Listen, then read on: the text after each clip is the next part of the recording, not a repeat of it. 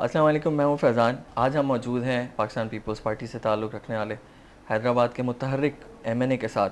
Food security and research standing committee के chairman भी हैं।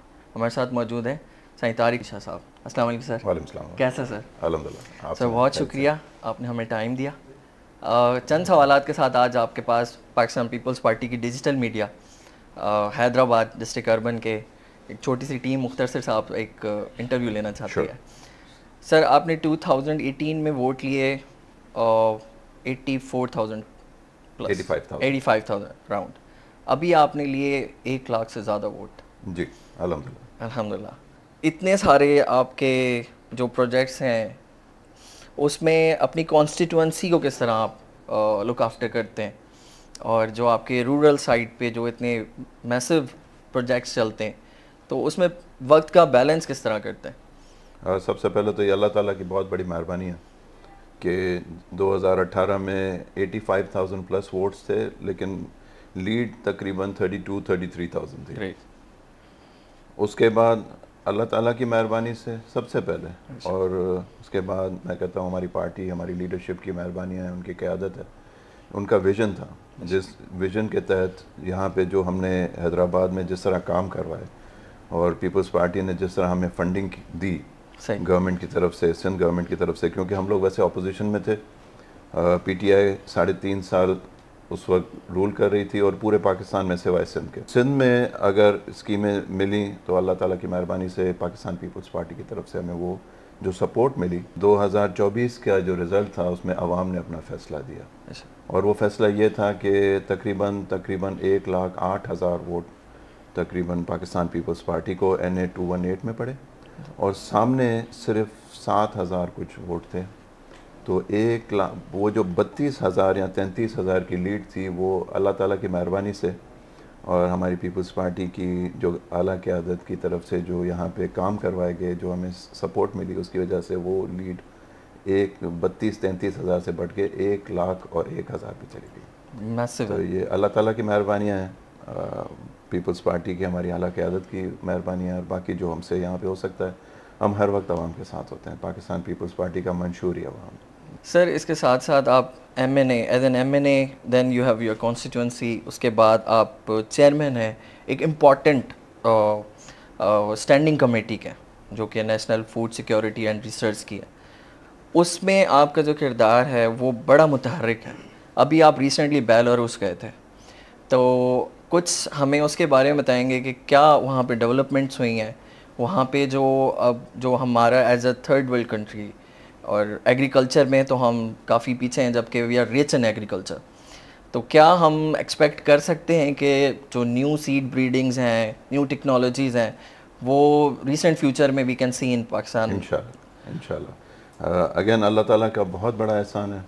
उसके बाद मेरी पार्टी की मेहरबानियाँ हैं, बहुत बड़ी मेहरबानी है मेरी पार्टी की लीडरशिप की, कि उन्होंने मुझे, मेरे पे ट्रस्ट करते हुए मुझे ये चेयरमैनशिप दी। क्योंकि मेरे हिसाब से जैसे दुनिया आगे बढ़ रही है, तो सबसे बड़ा जो चैलेंजेस अब दुनिया को आ रहे हैं वो नेशनल फूड सिक्योरिटी है, ओवरऑल प्लानट की फूड सिक्योरिटी, एग्जैक्टली। उसके अलावा सस्टेनेबल डेवलपमेंट है। तो ये, और क्लाइमेट रेजिलियंस के हिसाब से हमें आगे बढ़ना है कि ऐसी हमारे पास वैरायटीज़ हों जो क्लाइमेट रेजिलियंट हो। तो इन सब चीज़ों को जब देखते हैं ना, तो सबसे बड़ा इशू सबसे पहले पेट है बिल्कुल इस ऐसा ही। पूरे प्लानट का, एग्जैक्टली। और फिर अगर हम फोकस हो जाएं तो हमारे पूरे पाकिस्तान का। तो मेरे हिसाब से ये जो one of the most important committees important है, थिंग। एग्जैक्टली। जिसमें जो ये subject one of the most important subject है अभी। एग्जैक्टली। और जैसे ही मुझे ये चीज़ मिली है, मैं फ़ौरन अपनी मीटिंग स्टार्ट कर दी हैं। मेरा फोकस यही रहा है कि चाहे कॉटन हो या वीट हो, या और भी उस पर, लेकिन प्राइमरीली कॉटन जो है वो पाकिस्तान का वाइट गोल्ड है। एग्जैक्टली। क्योंकि कॉटन से रिलेटेड फिर आगे हमारी जिनर्स हैं, हमारे एप्टमा या और टेक्सटाइल मिलर्स हैं, मतलब 2-3 फेजेस में कॉटन में वैल्यू एडिशन होती है। और एग्जैक्टली। फिर कॉटन एक वो चीज़ है जो हम एक ज़माने में 14 मिलियन बेल्स तक प्रोड्यूस कर प्रोड्यूस चुके कर हैं। चुके हैं। सही। 14 मिलियन बेल्स की आज जो कीमत है वो तकरीबन राउंड अबाउट $4.75 बिलियन है। मैं आपको एक एग्जांपल छोटा सा दे दूं, हम 6 से 7 बिलियन डॉलर IMF से लेने के लिए उनकी शराइत, उनकी कंडीशंस, इस तरह करो, ये ना करो, वो ना करो, और उसमें सिर्फ 6 से 7 बिलियन डॉलर। एग्जैक्टली। अगर हम अपने सिर्फ एक कॉटन का एक बाय प्रोडक्ट, क्योंकि कॉटन के और भी प्रोडक्ट्स हैं, कॉटन में से ऑयल भी निकलता है, बिल्कुल। कॉटन में से आपकी ऑयल के खली भी बनती है, कॉटन में से लिंट भी निकलती है। तो ये सब चीज़ें अपनी जगह पे सिर्फ आप एक बाय प्रोडक्ट को ले लें, और अगर हम 14 मिलियन बेल्स की कैपेसिटी पाकिस्तान 2011 में रखता था, तो मैं उस चीज़ पे फोकस कर रहा हूँ कि वो 14 मिलियन से हम वापस 6 मिलियन बेल्स पे क्यों चले गए। हमको तो 14 मिलियन से 30 मिलियन बेल्स पे जाना चाहिए था।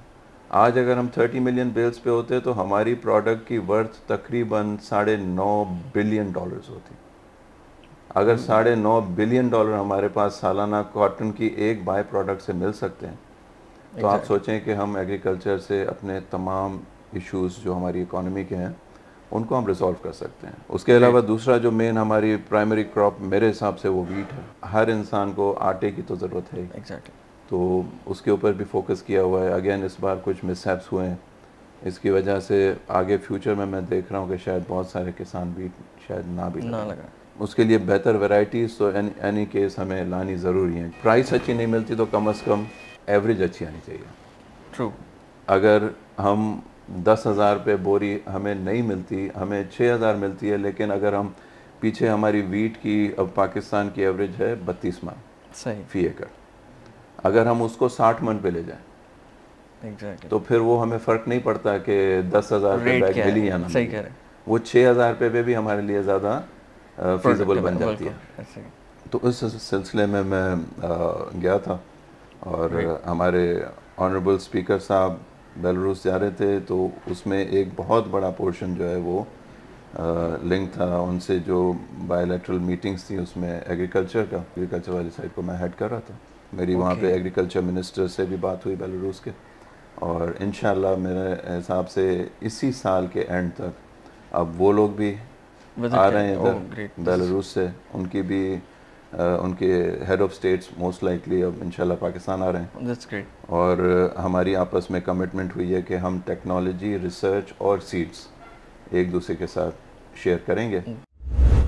2014 में प्रोडक्शन थी वीट की, वो 28 मन फी एवरेज थी। ओके। अगर 2024 में आके 28 मन से बढ़ के सिर्फ हम 32 मन तक पहुँचे हैं, और वो 32 मन भी इसलिए कि इस बार इस लास्ट ईयर हमें वेदर ने बहुत बड़ा सपोर्ट किया और पानी भी टाइम पे मिल गया था, तो 2 मन तो मैं उसके हिसाब में एक्स्ट्रा जो हुए वो डाल देता हूँ। अदरवाइज आप समझें कि 28 मन से बढ़ के हम 30 मन तक पहुँचे हैं। तो ये कोई रिसर्च नहीं है, ये कोई हमने अचीवमेंट नहीं किया। अचीवमेंट तब होती है कि अगर हम 28 मन से बढ़ के अभी 60-70 मन पे एवरेज ले आते हैं।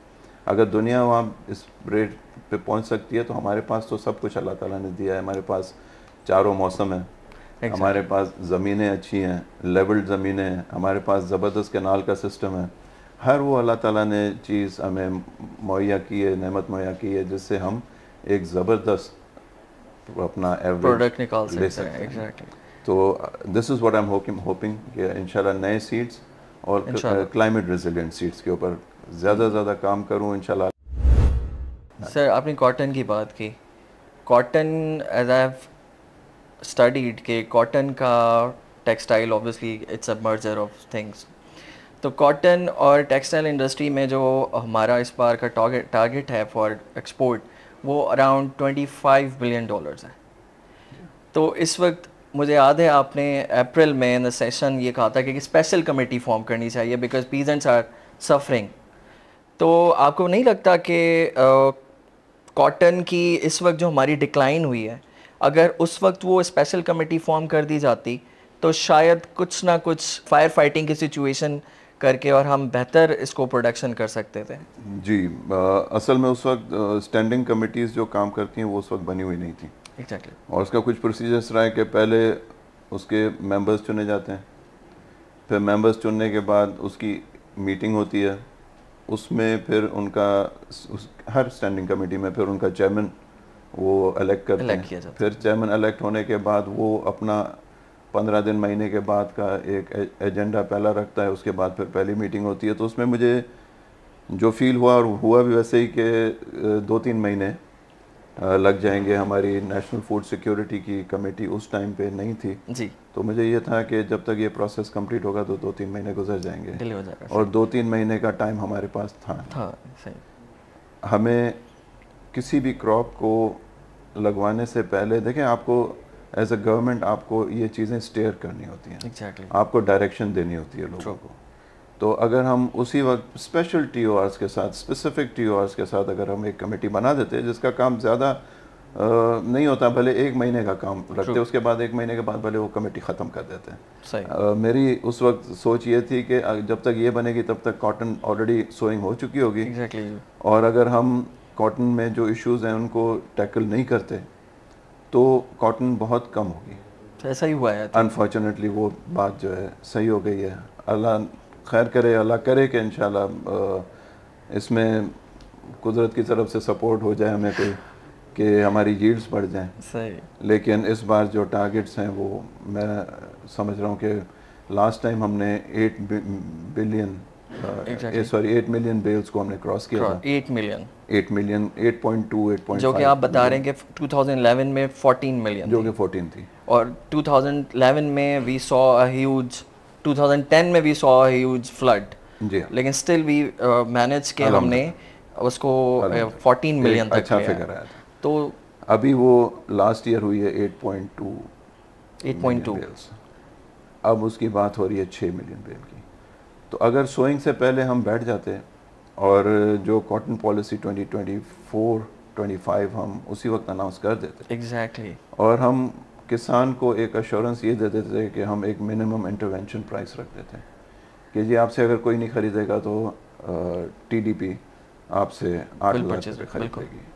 तो उससे ये होता है कि एक अश्योरेंस मिल जाती है, तो जो किसान है उसकी डायरेक्शन दूसरी चीज़ों से हट के इस पे आ जाती है कि चले यार कुछ तो अश्योरेंस मिल सो रही है तो let's go for exactly, it. Everyone is talking about tax, tax, tax and tax. जी अब आप इस वक्त एक ऐसा होप दे रहे हैं कि with the help of agriculture only हम इतने बड़े डेट्स को पे ऑफ कर सकते हैं, लेकिन if you'll go for taxing them, अगर हम एक एग्रीकल्चर्स को टैक्स करते हैं, फेडरल गवर्नमेंट टैक्स करती है, लेकिन collection is all about from provinces. Provincial, तो आपको नहीं लगता कि फिर हमें इसमें फिर एक डिक्लाइंस एंड टैक्स एवेजन्स और वो सारी बिल्कुल चीज़ें? ऐसे ही है जी, इतने जितना स्लैब बढ़ा दिए हैं इस बार जो आगे आगे जाके इम्प्लीमेंट होने जा रहे हैं, ओके, तो इसमें अब ये आईएमएफ की फिर से शराइत है, जी एग्जैक्टली, और आईएमएफ की शराइत क्योंकि हम 5-7 बिलियन उनसे लेके बैठे हुए हैं, तो अब उनकी शराइत पे हमें काम करना पड़ रहा है। Unfortunately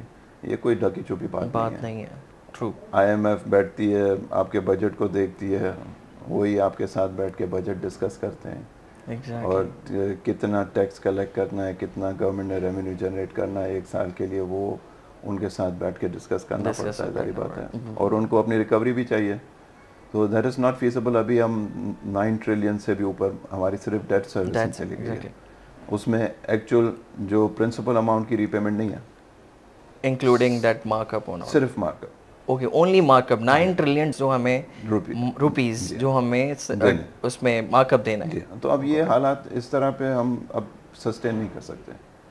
We have to be very focused. This government has to be very focused. Focused on where we can make money and where we can shed our liabilities. Liable, Pakistan Peoples Party की हमेशा ये सोच रही है कि हर इंसान को नौकरी होनी चाहिए, एग्जैक्टली, हर इंसान को रोटी कपड़ा और मकान होना मकान चाहिए। होने से, तो उस हिसाब से हम ये कभी नहीं चाहेंगे। आई थिंक कि हमारे चेयरमैन साहब, हम लोग सब इस बात पे स्टैंड लेंगे कि उन लोगों को इस तरह Layoff ना मतलब किया डालना जाए। ही छोड़ा जाए, सही, उनको हम कहीं ना कहीं एडजस्ट करें। adjust, बाकी उसके अलावा जो लाइबिलिटीज़ हैं उनको हमें कम करना है, हमारे अपने एक्सपेंसेस को हमने कम करना है, ऑस्टेरिटी मेजर्स को exactly, in letter and spirit उनको इम्प्लीमेंट करना है। इम्प्लीमेंट कर, और दूसरी साइड पे हमें बड़े फोकस रहते हुए, अब जैसे एग्रो बेस्ड इंडस्ट्रीज़ हैं हमारी, 71% तो जो टोटल इंडस्ट्री है वो एग्रो बेस्ड है। एग्जैक्टली, आपकी 45% जो टोटल लेबर फोर्स है वो डायरेक्टली और इनडायरेक्टली एग्रो से रिलेटेड रिलेटेड है, ठीक है। एग्जैक्टली, तो हम अब बड़ा अगर फोकस हो जाएं कि जी एक अगर गंदम है तो उसमें हम क्या कर सकते हैं कि इसकी हम प्रोडक्शन डबल कर दें, तो उससे हम यहाँ की जो 31 मिलियन मैट्रिक टन हमारी रिक्वायरमेंट है, पाकिस्तान खाता है 31 मिलियन मैट्रिक टन गंदम। हर साल में। ओके ठीक है, हमारी अभी सोच ये होनी चाहिए कि हम उसको 60 मिलियन मेट्रिक टन तक ले जाएं। तो export 31 million metric ton Pakistan खाए, सही 29 मिलियन मेट्रिक टन हम दुनिया को दें, बेचे सही उनसे पैसे लें। हमारी अब सोच होनी चाहिए कि हम 30 मिलियन बेल्स कॉटन की प्रोड्यूस करें बिल्कुल, ताकि हम 10 बिलियन डॉलर वहाँ से कमाएं, ताकि हम ये पेमेंट्स यहाँ पे कर दें जो हमारे लेंडर जो बड़े एक्सपेंसिव हमें पड़ रहे हैं, जो लोन्स हैं वो हम आहिस्ते आहिस्ते सब पे करते जाएं। हमारी ये सोच होनी चाहिए कि जिस तरह अभी रेकोटेक है या इस तरह और हमारे हैं, उनमें से जो पैसे आ रहे हैं वो हम डायरेक्टली अपनी लोन्स को रीपेमेंट करने के लिए एयरमार्क कर दें। मैक्रो इकोनॉमिक्स अपनी जगह पे, माइक्रो इकोनॉमिक्स अपनी जगह पे। बिल्कुल, हमें अब माइक्रो इकोनॉमिक्स में बहुत स्पेसिफिकली फोकस होके एक एक चीज़ को उठाना चाहिए। हमारे पास अभी भी 4-4.5 साल नून लीग के पास हैं। एग्जैक्टली हमारी जहाँ पे भी ज़रूरत पड़ेगी, मेरे ख्याल से बिलावल साहब in the best interest of this country and the people of this country, exactly वो हर वक्त अपनी सपोर्ट देने के लिए तैयार है बिल्कुल। अभी भी जब ये इतना बड़ा एक जमहूरी बहरान बन रहा था तो मजबूरन हमने वोट देके सपोर्ट देके उस बहरान को ख़त्म किया। आगे भी अगर उनको नून लीग को कहीं पे भी ज़रूरत है, भले वो चलाएं अपनी हुकूमत, एग्जीक्यूटिव पावर्स उनके पास हैं, वी वांट देम। हमारे चेयरमैन साहब की भी यही सोच है कि भले वो चलाएं, उनको फ्री हैंड दिया जाए और उनको जहाँ ज़रूरत हो वो हमारे साथ बैठें, और हम भी उनको, जो हमारी एक्सपर्टीज़ हैं, हमारे पास बहुत सीनियर लोग बैठे हुए हैं हमारी पार्टी में अल्हम्दुलिल्लाह, जो बिल्कुल ऐसे काफ़ी सालों से पार्लियामेंट में भी रहे हैं और पॉलिटिक्स की फील्ड में भी रहे हैं, तो उनको भी अपने साथ बैठाएं। और चार्टर ऑफ इकोनॉमी जो है अभी सबसे मोस्ट इम्पॉर्टेंट टॉपिक हुआ है। Sir last but not the least, क्योंकि आप इतनी इन्फॉर्मेटिव बातें बता रहे हैं कि मेरा दिल कर रहा है मैं आपसे क्वेश्चन करता जाऊँ क्योंकि बहुत इंपॉर्टेंट एक कमेटी के आप हेड कर रहे हैं और मेरा आपका व्हाट्सएप एक इंट्रैक्शन रहता है और you keep on sharing things और मैं उनको बड़े उससे इंटरेस्ट से पढ़ता भी हूँ। Thank you. अंडर SIFC there is a green Pakistan initiative, उसके बारे में कुछ हमें बताएं कि what is that green Pakistan initiative, is that same thing like tsunami और व्हाट लाइक, या पाकिस्तान कुछ वाकई नहीं इसमें हम अच्छा इनिशिएटिव है और उस पर प्रैक्टिकल काम शुरू हो गया है। SIFC का जो ये GPI ग्रीन पाकिस्तान इनिशिएटिव है, मैं अभी गया भी था जी, उनकी मैंने फैसिलिटीज़ भी देखी, उन्होंने काफ़ी बिल्कुल डिटेल में ब्रीफिंग भी हमें दी है। बहुत अच्छा प्रोजेक्ट है, इसकी पाकिस्तान को ज़रूरत है। एनी हाउ अगर हम अभी 48 लाख एकर्स वो बढ़ाना चाह रहे हैं जो कि हमारे इस एग्री सिस्टम में नहीं है, नई ज़मीन लाना चाह रहे हैं, तो किस तरह कर रहे हैं, जो रेन हार्वेस्ट के ऊपर हो रही है, तो कुछ बहुत सारी चीज़ें हैं उसमें, मतलब ओवरऑल प्रोजेक्ट बहुत अच्छा है। सिर्फ और सिर्फ मेरी एक कंसर्न है कि अगेन मैं आपको फिर फिगर्स ही दे देता हूँ, चार्टर्ड अकाउंटेंट हूँ मैं, चलता ही फिगर्स पे हूँ। 1991 का वाटर अकॉर्ड हुआ था जिसमें जो तमाम सूबे बैठे थे और सिंध ने अंडर प्रोटेस्ट उसको एक्सेप्ट किया था। ठीक है, खुशी से नहीं एक्सेप्ट किया था, लेकिन पाकिस्तान की भलाई के लिए, in the best interest of the country उन्होंने एक्सेप्ट किया था। उसमें इस तरह था कि 48 मिलियन एकड़ फीट पानी पंजाब को मिलना था, 48 मिलियन एकड़ फीट पानी सिंध को मिलना था और बाकी KP और बलूचिस्तान का था। उसके बाद पानी जैसे कम हुआ, हमारे दरिया भी गए, कुछ दे दिए गए, और पानी वैसे भी आहिस्ते आहिस्ते उसकी शॉर्टफॉल होना शुरू हुई। तो सिंध का हमेशा ये मौक़िफ़ रहा है कि वो जितनी भी शॉर्टफॉल हुई है ना, वो हमेशा सिंध के खाते में आई है। मतलब सारी वाटर सेक्रेसिटी जो है वो सिंध को बेयर करनी पड़ेगी। मतलब हर सूबा ये कहता है कि वो हमें फील होता है कि वो हमारे सेक्रीफाइस हमने किया। देखें, ये चीज़ें डिस्कस होना ज़रूरी होती हैं। मेरी सोच ये है कि ये चारों सूबे चारों भाई हैं। अगर ये भाई आपस में बगैर इनके बीच में कोई खलिश, कोई रंजिश नहीं होगी और ये आपस में नज़दीक जितने होंगे उतना वफाक मजबूत होगा, उतना ये हमारा पाकिस्तान हमारा घर है, ये घर हमारा उतना मजबूत होगा जितना इसके चारों भाई मजबूत होंगे। पाकिस्तान में इन सूबों के आपस में इस चीज़ पे एक इशू है कि पानी, वो कहता है मुझे कम मिल रहा है, पंजाब कहता है हमें कम मिल रहा है, सिंध कहता है हमें कम मिल रहा है। तो ये जो 48 मिलियन एकड़ 4.8 मिलियन एकड़ है, 48 लाख एकर्स, इसके लिए पानी कहाँ से आएगा? मतलब एग्जिस्टिंग सिस्टम में से ही निकलना exactly. है। अब इसके लिए वे फॉरवर्ड्स हो सकते हैं। वहाँ पे जीपीआई ने एक अच्छा काम बहुत एक और भी किया है कि उन्होंने पानी में वहाँ पे जो भी ज़मीनें ये लोग ले रहे हैं okay. उसमें वो फ्लड इरिगेशन नहीं कर रहे। okay. मोस्टली इसमें जो नई टेक्नोलॉजीज़ हैं, जैसा रेन गन्स हैं, उस तरह ये स्प्रिंकलर से पानी दे रहे हैं। तो उस हिसाब से बहुत अच्छा काम है। लेकिन इसमें मैं समझता हूँ कि इस प्रोजेक्ट को कामयाब होना चाहिए, हमारे मुल्क के लिए अच्छा है, लेकिन उसके लिए एक बार फिर तमाम चारों सूबों के अवाम को और हमारे जो स्टेक होल्डर्स हैं उनको एक बार फिर बिठाना चाहिए। True. Again in the best interest of this country, हमारी मुल्क की भलाई के हिसाब से मैं ये कहता हूँ कि देखें, जो भी अकॉर्ड्स होते हैं वो फाइनल चीज़ नहीं है कि उसको हम दूसरी बार उस पर बात नहीं कर सकते। They can be amended. अगर 1991 में अगर अकॉर्ड हुआ है तो आज 2024 चल रहा है। उसके बाद वही आपकी बात के फिगर्स बड़े डिफरेंट हो गए हैं, हर चीज़ चेंज हुई है, बहुत सारी डायनामिक्स बड़ी चीज़ें चेंज हुई हैं। तो मैं समझता हूँ कि सबको एक बार फिर दोबारा तमाम पार्टीज़, तमाम सूबे, जितने भी स्टेक होल्डर्स हैं, जितनी भी हमारी पार्टीज़ हैं, वो सब बैठें और इसके ऊपर एक बार फिर डिस्कशन करें, एक कोई नया अकॉर्ड साइन करें। और चार्टर ऑफ इकोनॉमी जो आपने बात की, चार्टर ऑफ इकोनॉमी तो है ही है, लेकिन के साथ इस पानी के इशू पर भी। ट्रू। क्योंकि देखें, पानी दुनिया में जो मोस्ट इम्पोर्टेंट रिसोर्स अब आगे जाके बनने जा रहा है वो पानी है। एग्जैक्टली। तो पानी से वाटर इज लाइफ कहते हैं ना। एग्जैक्टली। तो True. उसको अगर हमने टैकल करना है और इस तरह से टैकल करना है एक बार फिर कि जब सब बैठ जाएंगे और एक बार सब जब डिस्कस करेंगे और जब सब डिस्कस करके एक पेज पे खड़े हो जाएंगे बिल्कुल। तो हमारी ये छोटी छोटी खलिशें, ये एक दूसरे से रंजिशें, ये भी ख़त्म हो जाएंगी और एक नया वाटर अकॉर्ड आना चाहिए जिसके हिसाब से भले बैठें, सब बैठें, बिल्कुल, आपस में डिसाइड करें।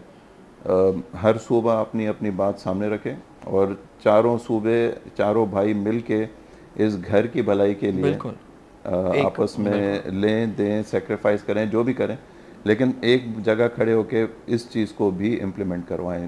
ये जो ग्रीन पाकिस्तान इनिशिएटिव है, मैं कहता हूँ 1 एकड़ भी अगर बढ़ता है तो उसमें से 1 एकड़ में से किसी न किसी के घर का चूल्हा जलेगा। हम किसी किसान को 10 एकड़ दे के और उस नई ज़मीन और उसको हम वो ग्रो कर लेता है।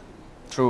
तो उस किसान का और उसके पीछे जो 10 और खाने वाले हैं, बिल्कुल, उनके लिए हम ज़राए मौश बना रहे हैं। तो इट इज़ एक्सट्रीमली इम्पोर्टेंट कि इस चीज़ पे काम किया जाए, जितना मैक्सिमाइज़ कर सकें हम मैक्सिमाइज़ करें इस चीज़ को। इसमें वो सीड्स के ऊपर भी वो लोग काम कर रहे हैं। आई थिंक कि अगेन वो भी एक अच्छा इनिशिएटिव है, लेकिन बात सिर्फ यहाँ पे आके खड़ी होती है कि हमें बैठना ज़रूरी है। एग्जैक्टली। हमें एक दूसरे को प्रेशराइज करके या बगैर एक दूसरे से पूछे काम करना वो मुनासिब नहीं। बैठ जाएं, आपस में डिस्कस कर लें। और डिस्कस करने के बाद ये जो नया इनिशिएटिव है, इसमें जितनी ज़मीन आएगी, इसके लिए कितने पानी की ज़रूरत है, वो कहाँ कौन से सूबे में वो पानी कहाँ से दिया जाएगा, इस पे बैठ के बात कर लें, आपस में डिसाइड कर लें। जो भी लड़ाइयाँ झगड़े करने हैं, जो भी आपस में करना है, आपस में बैठ के करके एंड ऑफ द डे एक पेज पे सब एक दूसरे से एग्री होकर उठ जाएं और इस पे काम शुरू करें। Thank you so much sir, मैंने आपका बहुत टाइम लिया। Thank you very much. और मुझे उम्मीद है कि जहाँ तक आपकी आवाज़ हम पहुँचाएँगे और तो पाकिस्तान की पूरी एक आवाम इस बात का नोटिस और इस बात को समझेगी कि जो इस वक्त मुल्क को दरपेश मसाइल हैं, उसमें हमारे जो MNAs और हमारे पॉलिटिशियंस हैं, वो किस तरह से हम लोगों की, आवाम की मदद करने के लिए सर जोड़ के बैठे हैं। मैं बहुत शुक्रगुजार हूँ सर आपका, आपने मुझे टाइम दिया, मेरी टीम को टाइम दिया। आप पीपल्स पार्टी की डिजिटल मीडिया हैदराबाद अर्बन, आपका बहुत मशकूर है। Thank you so much sir.